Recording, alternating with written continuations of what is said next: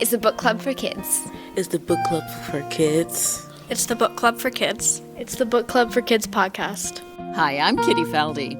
This week we share a rather frank conversation about race and sports, specifically about problematic team mascots. Some students are trying to advocate to get the mascot changed, and there's other students who want the mascot to stay the same.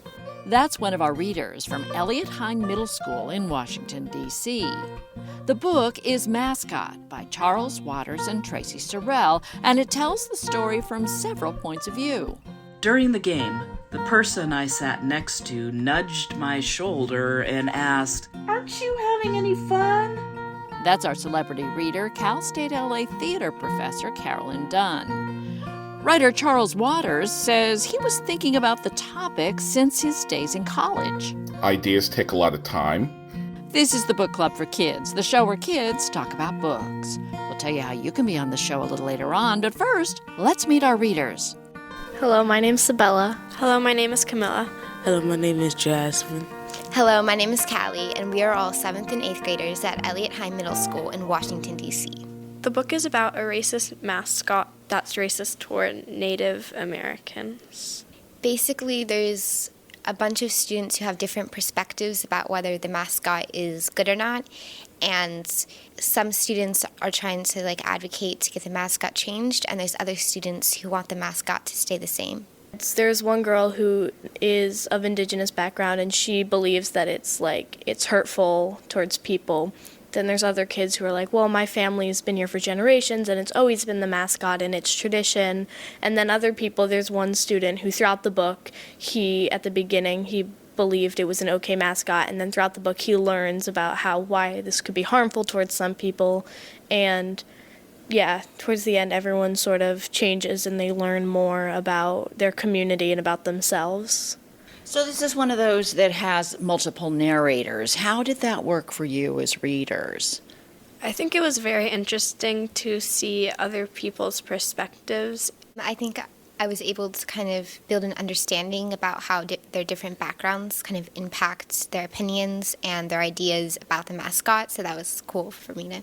Yeah, they all came from very different backgrounds and were very different people, and so I think it was good that we saw different perspectives on this one big topic, and it helped you get a broader idea about what was going on. Well, let's hear a bit from the book where a Native American student watches a personally painful high school football game. Our Native American celebrity reader is Cal State Los Angeles theater professor Carolyn Dunn. I thought the pep rally before the first game of the season was disturbing. I thought the behavior Monday night after the first game was troubling. I thought the ignorance of my classmates at school was problematic. I thought all of these things, yet I've never seen it on such an epic scale as tonight. 2, 4, 6, 8. Who will we annihilate? The Braves. The Braves. The Braves suck. Go Bears! This garbage coming from the mouths of Walker High's cheer team and fans. People, especially the adults, the teachers, the parents, the alumni, were so beyond. I couldn't stop shaking my head. Confetti rained down on people of different races, faces smeared in paint, tomahawk chopping and wearing hats with feathers. I spotted Callie and Priya during halftime. I patted my heart, mouthed some words. "I'm sorry. This sucks." They nodded. During the game, the person I sat next to nudged my shoulder and asked, "Aren't you having any fun?" I stared straight ahead, tightening my face to keep from crying.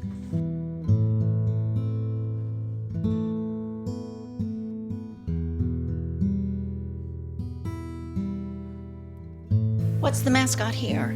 Eric the Eagle. Which is interesting because that's what they eventually adopt in the book, which is sort of interesting. One of the things that kind of got me in the book was how attached the school and the alumni and all that kind of stuff really were to their mascot. Did that ring true to you? Do you know people like that? Is that the spirit here at Eliot-Hine?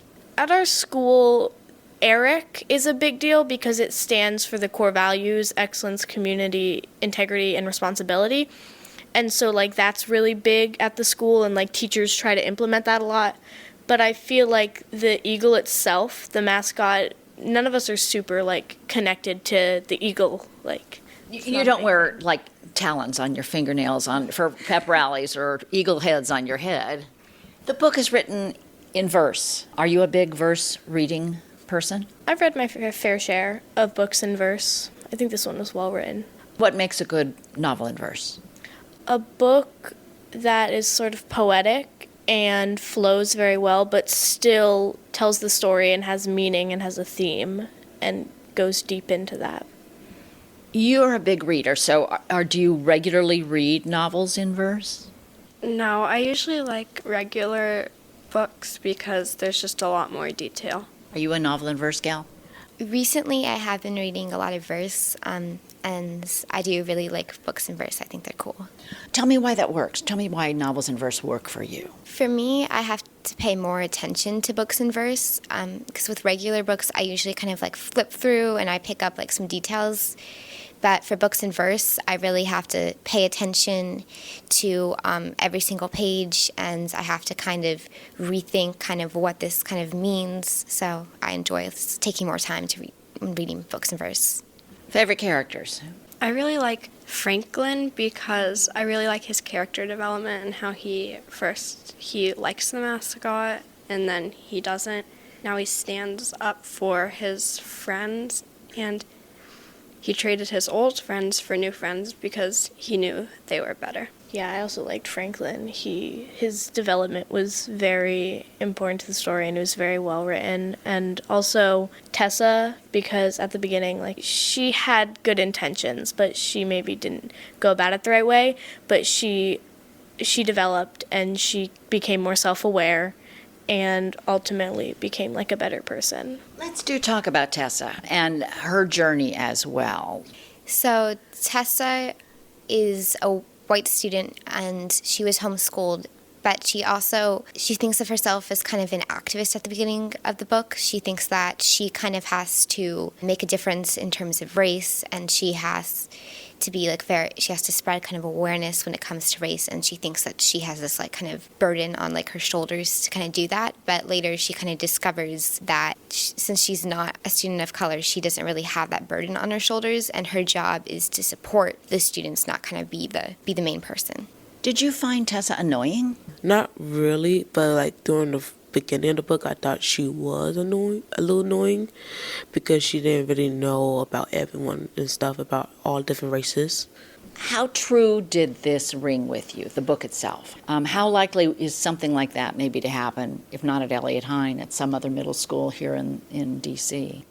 I mean, you guys are a city that just recently renamed its football team, which I should point out, the old stadium is within walking distance of your school. Yeah, they did change it from the Redskins to the Commanders. Yeah. And I think that was a big deal in the city, because similar to how like the alumni feel about their mascot, a lot of people who've lived in the district for years and years, for decades, they really liked that mascot, and they felt it was like part of the community and the culture. And so, I mean, I know there were a lot of people who were like, well, this has been here forever, why are we changing it now? For me, it wasn't really until they changed the name when I kind of realized, oh, this is really offensive. I hadn't really thought of it beforehand, since I don't really follow football, so I hadn't really thought of it much before they kind of changed the name, and that's kind of when I realized, oh, I can't believe that was the name for so long. Well, I'm a baseball fan, and so the Cleveland team has changed its name. But I don't understand why Atlanta hasn't changed the name of their team. But I don't understand why there isn't a sufficient uproar with the Braves name. Any thoughts about that? Yeah, I'm a Phillies fan, so I don't like the Braves anyway, but I think when I see that, I'm like, oh, this is so weird that we've let this slide for so long. My theory is maybe like the Cleveland Indians, it's right there, the Indians, and the Braves is sort of, well, it's not as direct. I think when you think of racism, you think of a white person being mean to a black person, but you don't think of Native Americans. So when there's an offensive Native American thing, people sometimes don't see that as racism because typically racism is against black people. Well, it's interesting because I come from Los Angeles, which is very multicultural, and we've had all kinds of racist activities. African Americans against Latinos, we've had white kids against Asian kids. We're in the 2020s now. Why are we still in the same position probably we've been as a country since the very beginning? Why do we act this way? Why are we where we are right now? Everyone thinks that we're past that. Like what Camilla was saying, everyone kind of classifies racism as a white person being mean to a black person. So I think everyone has this mindset where they're like, oh, well, I'm not being mean to a black person, so it's not really racist. There's a word that's used about being an ally. What does that mean to you? In other words, how can I, a white girl, be an ally to somebody who is of another race or another religion or another culture? How can I be not annoying like Tessa is? It's mostly you gotta listen to what the people of that race are saying because they're the ones who know it best. It's their culture. And so, they're probably right about it. If they say it's racist, it probably is. Do you guys have any questions for writer Charles Waters? Did this happen at a school you went to or something? And where did you take a lot of the inspiration from? Was there a direct point of inspiration? It did not. This is something I had been thinking about since I was in college when St. John's University, I believe in 1994, changed their mascot to the Red Storm from what it was previously. And then I thought, being a person who had just turned 20, going, why are they changing the mascot? What was the problem? And once I found out why, it's something that I kind of nursed in my head, even before I became a writer. But it was something I was thinking about. So ideas take a lot of time. And it wasn't until I met Traci Sorell at the Highlights Foundation Novel and Verse Workshop in 2017 that I started thinking about this issue again. And so that's how it came to be. How do you relate to these characters and their opinions? And where did you get the ideas for these characters? Were they friends or co-workers or just something you made up? These people were all fictional. Imagination's a powerful thing, but technique helps as well. So Traci and I have, together and apart, have taken many a seminar throughout the years and gathered a lot of techniques on character backgrounds, creating a backstory for your characters, creating a town, creating a world.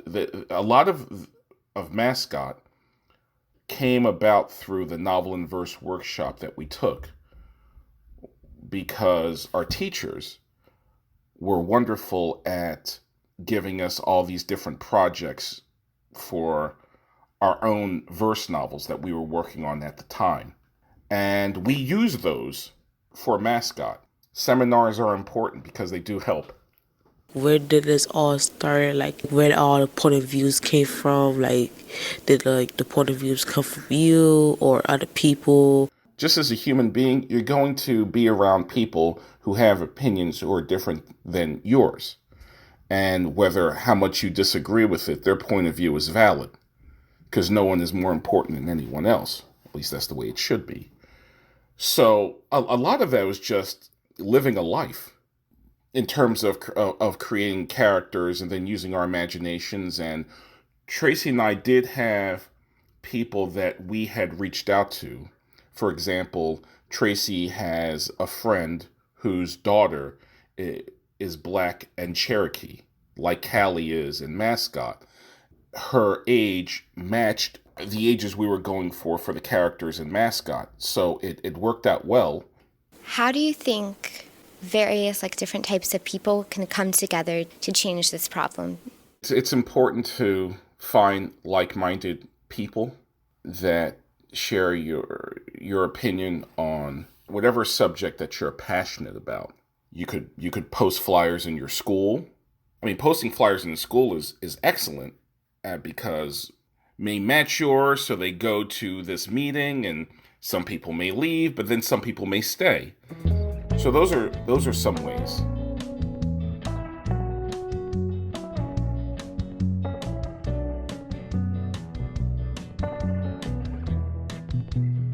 What is your favorite book and why? I would say my favorite book is probably Stunt Boy or Fallen Short, because one of those two books, it could teach lots of different people or kids how how to do stunts or something, or you don't have to listen to your parents a lot sometimes. Do you like to not listen to your parents sometimes? It depends. I think right now it's The Firekeeper's Daughter, because it's also kind of like Mascot in a way where it kind of touches on certain themes of race, and also I think I really like the whole FBI investigation thing. I find it really interesting and very exciting. Well, you also kind of learn about different cultures, so I think it's really interesting. My favorite book series is Keeper of the Lost City, because Which I have to interrupt to say is one of our Book Club for Kids podcast episodes, and we will have a link at the website, bookclubforkids.org. it's a long series, and I love long series because I don't have to say goodbye to the characters, and I know what's going on. It's just easier, and it's fast-paced, has a bunch of adventures, and is sprinkled with a little bit of romance, and I really like that. Right now, my favorite book, and this will change tomorrow, is probably Cat's Cradle by Kurt Vonnegut. It's a sci-fi, but it's also philosophical, and it's really weird, but I really like the writing, and so it's really good. Well, what about you, Charles Waters? What are some of your favorite books? There was a book called Ordinary People by Judith Guest that I read my freshman year in college about a family in crisis that really affected me. That was one of the first times in my life where I felt like I was actually sitting there watching the story happen in front of me. And that's an exciting feeling for a reader, to put you in that kind of world. So other books, I know that I enjoyed the short stories by Raymond Carver. Raymond Carver had a big effect on me. It was character driven. He was writing about a world that I may not have been a part of per se, but I really related to those people. I read a book called Bronx Masquerade. It's a novel in verse by Nikki Grimes, and it's about a group of kids who meet up every Friday for a poetry group. That resonated with me very much. It felt like I was back in junior high school again. There's a book called Under the Mesquite by Guadalupe Garcia McCall, semi-autobiographical tale of a young girl who is immigrating from Mexico with a sick mother. That really affected me when I read it, and I had a chance to actually meet Guadalupe Garcia McCall in person and tell her how much that book meant to me. And it still means a lot to me. There's a lot of heart in that book. There's a lot of sentiment without sentimentality. It's tough to explain why something is your favorite. Something hits you in some certain way, and you just carry that in a part of your heart for the rest of your life. Got a favorite book or two, Carolyn Dunn? The first one is Louise Erdich. Her best-known books are Love Medicine, Master Butcher Singers Club, so many other great books. And I just love that book because Louise Erdich is one of the most amazing authors who can really use the landscape as a character. And I love that because you really get a sense of place in her work. My other favorite author is, of course, Octavia E. Butler, who was from Pasadena and was just an amazing writer and storyteller. And what I love about Octavia Butler is that she was such a force of nature, but she was so quiet and rather shy, very tall, statuesque, beautiful lady. who just was so amazingly talented and so quiet and shy, but just had a real love for storytelling. Her books, all of a sudden you think, oh, well, maybe I'll read the first page and see if this is any good. And then all of a sudden you're 50 pages in and you didn't even realize that you were. She's that great of a storyteller. So my favorite series that she's written is the series Lilith's Brood, which is a speculative fiction, science fiction story about very far into the future and how humanity has evolved. Or have we really evolved? Anyway, two great authors. Hope you get a chance to check them out. We'll have a list of everybody's favorite book at our website, bookclubforkids.org. And you can be on a future Book Club for Kids podcast, too. Just have your teacher, parent, or librarian send us an email to kitty@bookclubforkids.org, and we will send you all the information. Thanks this week to producer Chad Francis. Brandon Baker composed our theme with additional music from Andrew Walton. Emma Steinkellner designed our logo. Thanks to our writers, Charles Waters and Traci Sorell, and our celebrity reader, Professor Carolyn Dunn. And thanks to our readers this week, Sabella, Camilla, Jasmine, and Callie, and their librarian, Ashley Rose, at Eliot-Hine Middle School in Washington, D.C. We have a free newsletter for teachers, parents, and librarians full of free tips about how to turn kids into lifelong readers. You can sign up at the website, bookclubforkids.org. And if you have a favorite book, you can be on the Book Club for Kids podcast, too. Just record yourself on the voice memo app of a smartphone, telling us your first name, the city where you live, the name of your favorite book, and why you love it. And then email the audio file to us at kitty@bookclubforkids.org. You can also email us a picture of yourself and that favorite book. This episode is made possible by a grant from the Capitol Hill Community Foundation, building a stronger and more caring community where families can flourish and every resident can share in a better future. Thank you. I'm Kitty Felde. Thanks so much for listening. And if you're looking to brush up your Spanish and introduce some civics education as well in this election year, check out Estado de la Unión, the brand new Spanish version of the Fina Mendoza mystery State of the Union from Chesapeake Press. That's Estado de la Unión by Kitty Felde, translated by Jorge Flores Gonzalez.